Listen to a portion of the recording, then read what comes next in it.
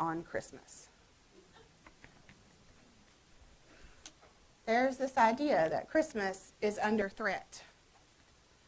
And there are purists who believe that anything not directly related to Christ in the month of December is a Grinch, setting out to steal Christmas from us. My mom was one of those people. I never had the opportunity to believe much in the magic of Christmas.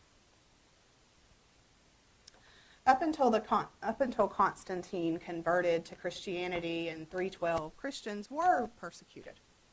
Perhaps there was a war on Christmas before it ever even existed. But nowadays, all it takes is a short drive down any street in our country to see that celebrating Christmas is not something that anyone has to hide here.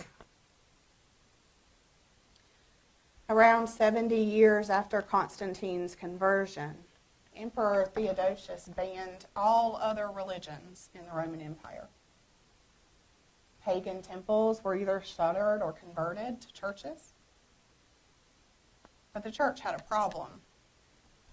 Pagan temples were shuttered, and the church had to figure out how to absorb the customs of people's everyday lives into Christianity.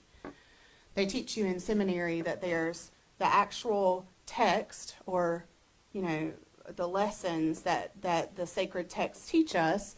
There's the polity or the doctrine of the denomination, and then there's popular religion, which is what people are going to do no matter what you say or teach them to do, right? And so the church had the problem of popular religion. The people in Rome were pagans, whether you called them Christian or not. They were pagan. They always had been.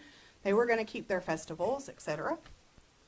And so they had to figure out how to take those traditions and make them relevant to Christianity. They took the traditions and the holidays that the pagans had that followed the wheel of the year, and they found ways to reframe them as Christian.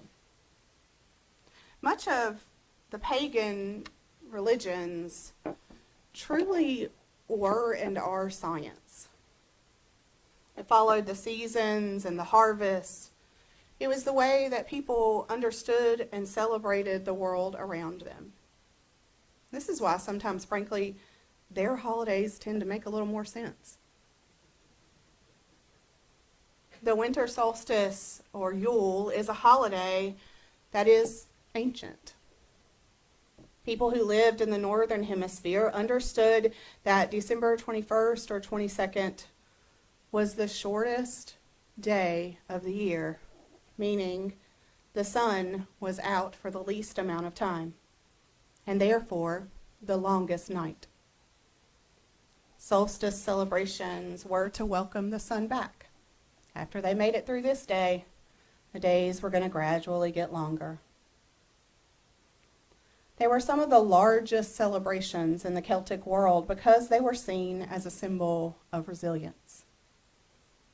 The winter was a time that many people banded together and depended on one another. They drank a little more to stay warm, maybe. The work of the other seasons was ground to a halt, and people had time to spend together. In some Norse traditions, December 25th was called Mother's Night. Mother's Night was the night before solstice in some other traditions, but specifically in one of the Norse traditions, it was December 25th, a night that pagans honored their ancestral mothers together. These traditions are known especially for honoring women. And it cannot be an accident that a night when pagans were honoring the divine feminine, that the church would co-opt it as a date that the Son of God would be born. So let's take a look at some of the things the Grinch, or church, stole from Yule and claimed for the church, starting with the greenery. You'll know these, but let me remind you. The fir tree was a symbol of protection and renewal, a symbol of resilience, a symbol of life. The church made it a symbol of eternal life through Christ. German Christians were the ones who brought the whole trees into their homes. Nature-loving pagans would never cut down a tree just to bring it inside and decorate it. Also related to trees, last week we sung "Here We Come A-Wassailing," and we told you a little bit about the history of that song.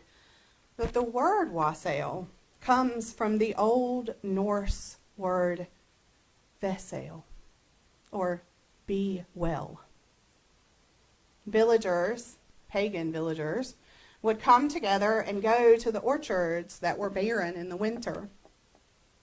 And they would make loud noises with makeshift instruments to scare away evil spirits. And they would sing to the trees and pour out a little ale on their roots to wish them well in their rebirth, offering gratitude for all of the life that the trees had given them. In Celtic spirituality, the holly bush was a symbol of the holly king, who was always at war with the oak king. The holly king ruled over the winter months just as holly bushes thrive in winter. Often, holly was planted around homes as sort of a hedge of protection. Have y'all heard people pray with those words? God, place a hedge of protection. That's where it comes from. It was cut and placed on doorways, and its sharp leaves were thought to protect one from evil spirits. Mistletoe to Druids is a symbol of life continuing, a symbol of fertility even in the harshest of conditions, and a symbol of protection, again, from evil. Ivy was a key symbol during Saturnalia in Rome, where they honored Saturn, the god of both creation and decay, and reminded everyone that life was a cycle. Saturnalia festivals featured feasts and gifts, little tokens and trinkets that they offered to one another. In the Germanic and Norse tribes where they endured harsher winters, they understood winter as a time of both awe and of fear. The spirits of the ancestors and the gods were thought to roam in the darker days and nights. And they used roaring fires to keep out the unknown spirits that they thought ruled the night. And so the Yule log was a huge log cut from an oak or ash tree, which were sacred to them. And they would carve symbols into it. And then it was thought to help them burn all night long and keep them warm and safe on the longest night. The Yule log was actually expected to burn for days, maybe 8 of them. Through the darkest and most difficult nights. And so, with no date set 300 years into this thing, for Christ's birth, the church decided that since the pagans were already invoking the light to return, that the church would give them the light of the world. Candles were arranged in circles, meant to remind people of the wheel of the year, that life is a cycle, and one single candle was placed in the middle to symbolize the sun, the S-U-N. And then the church said, let's make that symbolize the S-O-N. And we had Advent wreaths with a candle in the center. In Rome, during the festival of Saturnalia, families shared gifts with one another. They were small gifts, sharing reminders of Saturn, the god of agriculture.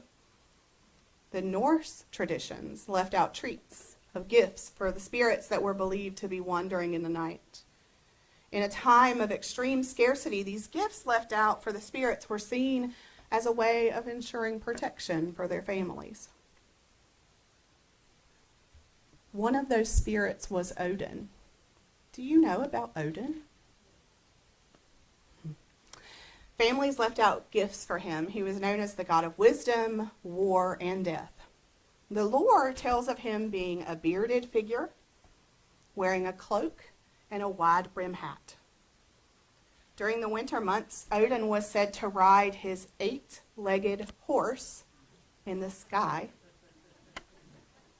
The horse's name was Sleipnir.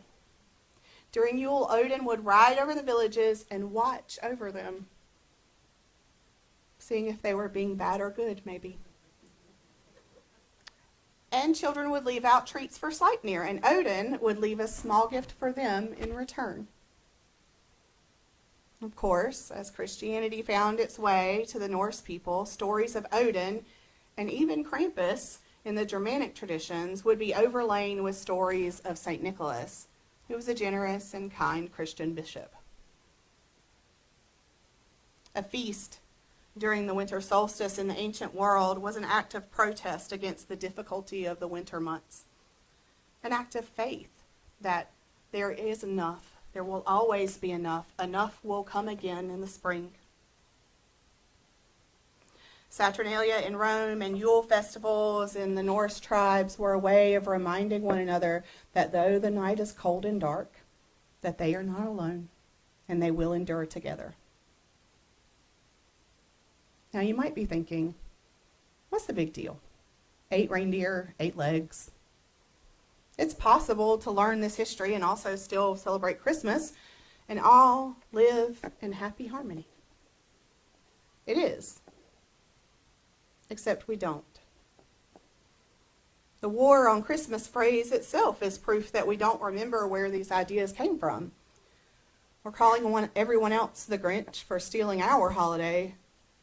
We actually stole theirs. Did you watch the Olympics this summer? Yeah? There were a lot of memorable moments. But the one that I will never forget was before the games even started. During the opening ceremony, will you leave this up for just a little bit, Stephanie? Thank you. During the opening ceremony, there was a scene called Festivities, and it was meant to be a living painting that represented the Feast of the Gods. The best part of it all was that it was an absolutely incredible drag show. But the internet went off the rails. The Catholic Church and many Christians said that it was a dangerous and insulting mockery of their faith. I remember looking at my computer screen and tilting my head. Like, what? Apparently, Christians were saying that this was meant to be something poking fun at Leonardo da Vinci's painting of the Last Supper. The opening ceremony was over the top. There were at least 50 people involved. Some in evening gowns, some in jeans, and at least one was a virtually naked man painted blue on a table with fruits and feasts all around him, and a drag queen in a huge silver headdress.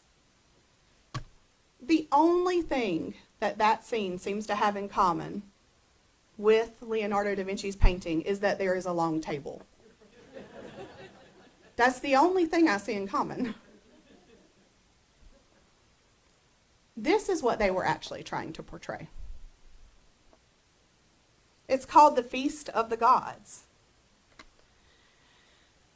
They were acting it out because it is meant to show the feast of Dionysus.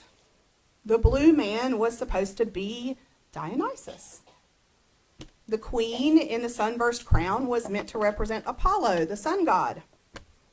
These were representations from Greek mythology because the Olympics are rooted in Greek mythology. But there were people who were absolutely livid about this. They sent threats of violence and even death threats to Barbara Butch, the drag queen in the middle of the photo wearing the crown. And in other times, we have killed women for practicing the traditions of their heritage. We burned them and drowned them and buried them alive for being witches. Within the same pages of the same canonized books that tell of the birth of Christ are stories of genocide and war over land and manifest destiny. This is why appropriation is dangerous. When a tradition is taken from another faith and watered down to a point that it's almost unrecognizable, and then generations later, people are offended or threatened by the tradition that the idea came from. And it's one of the reasons that our value of pluralism is so important. The value flower image that maybe you know and love by now, that's shown in Article 2. The image description from Article 2 describes it this way: a chalice with an overlay of the word love over a flame, with 6 outstretched arms that create a circle around each of the core values. And they form a 6-petal flower shape. Each arm is a different color, and clockwise they are interdependence, equity, transformation, pluralism, generosity, and justice. So far, we have started with love. We have branched out into generosity, and then to transformation, and today, to pluralism. Pluralism from the UUA is the understanding that there are many paths to the sacred, and that we hold fast to the notion that one religion does not hold all the truth for all time, not even Unitarian Universalism. Can I just tell you how incredible it is to be a part of an organization that is humble enough to say that they don't know everything? It's a lot of pressure to know everything, and it's not something I've ever experienced, but I imagine it's a lot of pressure to know everything and to get it all right all the time. So there's freedom in saying, I don't know. So when we celebrate Bodhi Day or Lunasa or Samhain or Ramadan or Hanukkah, and yes, even Christmas, we are embracing this principle of pluralism. When we move ourselves out of the center of the story, we make room for love to be at the center. With love at the center, we can kiss under the mistletoe and appreciate its druid roots and not feel threatened in our own faith. When love is at the center, it's not a competition. It's a celebration. So then what's the difference between an appropriation Grinch, stealing all of the holidays, and appreciating the diversity?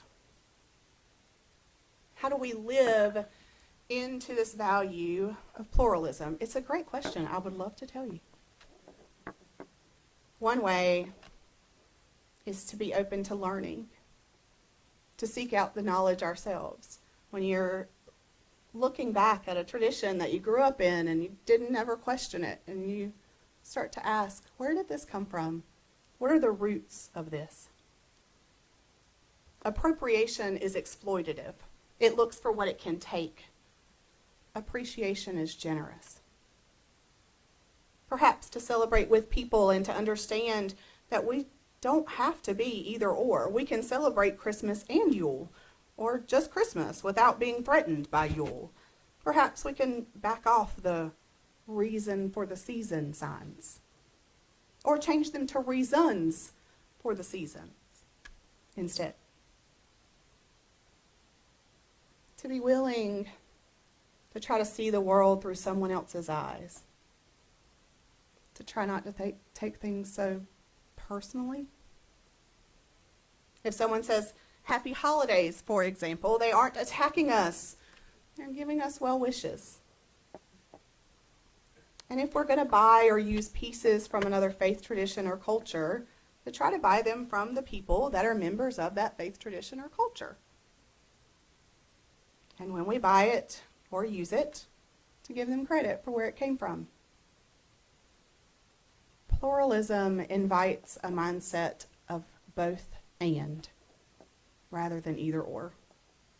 It reminds us that there's room for more than just one idea. Just as the Grinch couldn't stop Christmas from coming, whatever our faith tradition is or isn't, won't stop Yule or solstice from coming. Climate change might. But Yule or solstice will still be here, no matter how we feel. It will come for everyone. when love is at the center, just like the Grinch, all of our hearts will grow too. Blessed be.